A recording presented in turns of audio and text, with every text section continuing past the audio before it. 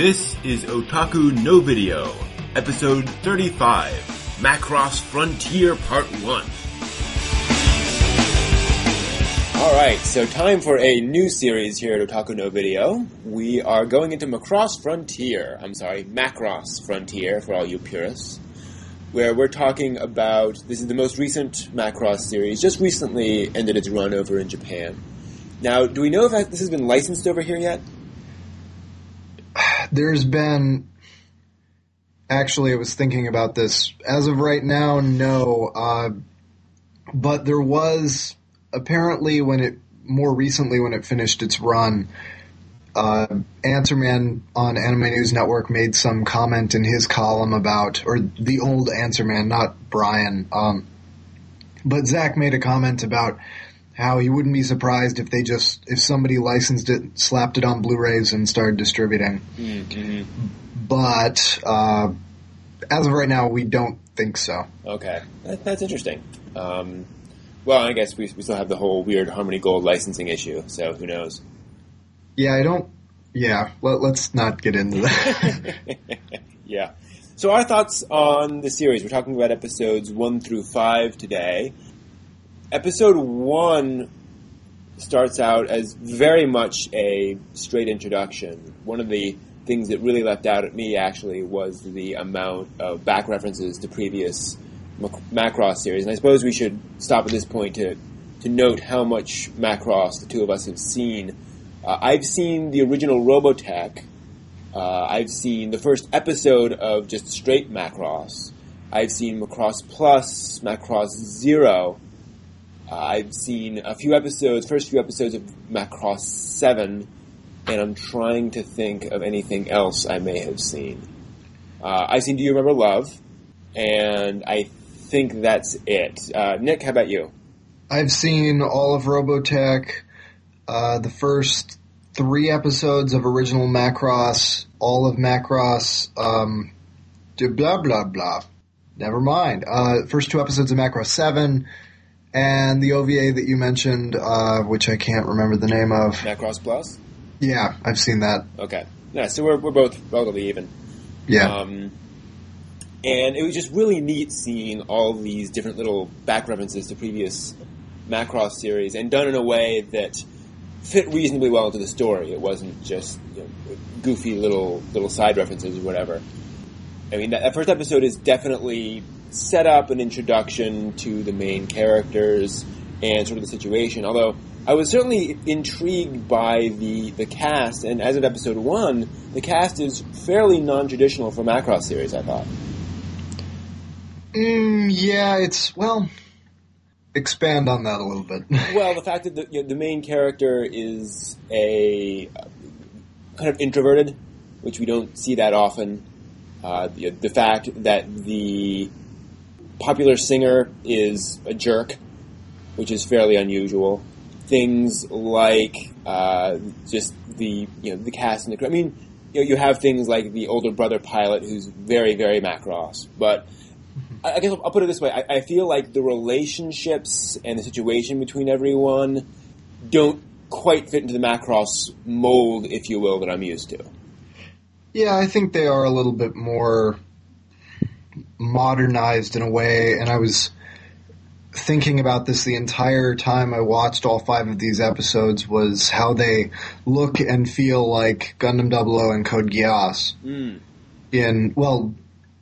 At least in the visuals department, by and large, with the exception of the CGI, just about everything else has that look to it. I don't know how to describe it, but the glossy and a little bit plain look, which is perfectly fine, but that look is there. I can agree with what you're saying. I still felt like it was a little bit, well, especially after the opening, that it really felt like it was going to be more like the original show. With this, because that's more, well, Macross by and large is more relational based than something like Gundam. I mean, that's arguable, but by and large, character relationships are usually brought to the forefront in Macross.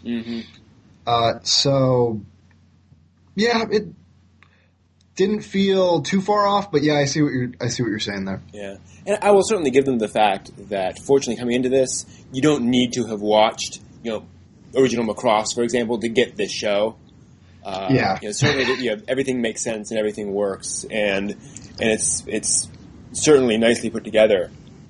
And then episode 2 really is almost a bridge episode, just sort of building up stuff and establishing characters and relationships, and that's the first, that's going to be our pop singer moment, which is absolutely fine. And actually, it's interesting how these 5 episodes seem like a really nice sort of chunk, because you move from there into episode 3 and the build up to Ronka's first storyline, and this kind of really intrigued me. Where Ronka is obviously our up and coming pop idol. You have to compare her to Minmay, and what's intriguing to me about her is that she has Minmay always has sort of a tsundere aspect to her.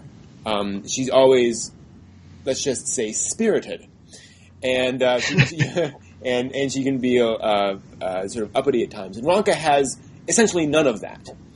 And I'm intrigued to see whether they're going to go the direction of having her be sort of corrupted by the whole process, and see if she's going to turn into some sort of somewhat twisted individual, or just what's going to happen with this really very innocent character.